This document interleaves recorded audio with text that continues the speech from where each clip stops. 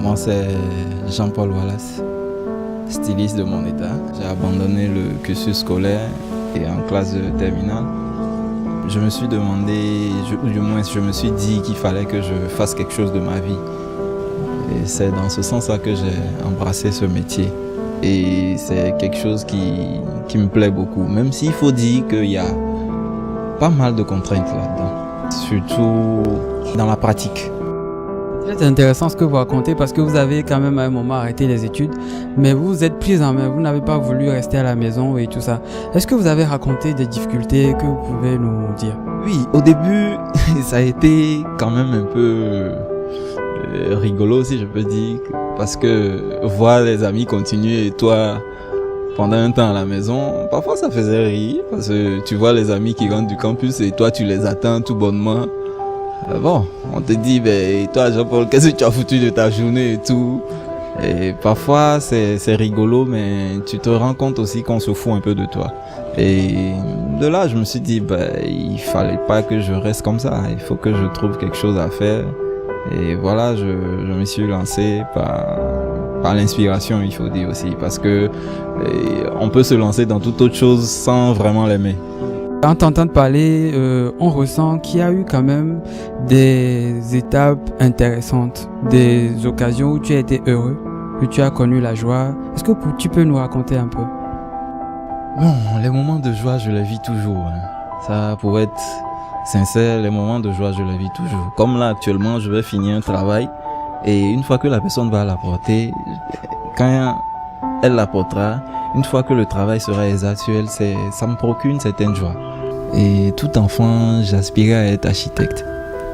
J'avais en fait si je peux dire ce don-là, parce que je dessinais déjà des maisons et j'aimais beaucoup cela. Et je me disais qu'à la suite de mes études, je pourrais sortir vraiment un fiefé architecte.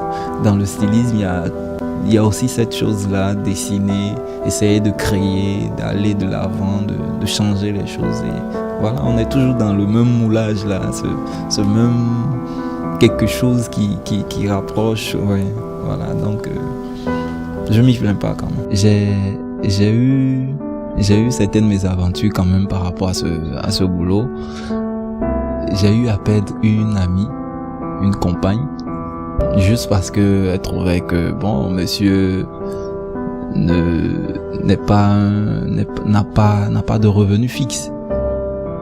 Elle m'a lâché à la suite de beaucoup de mésententes parce que elle me trompait en fait avec non, ne riez pas.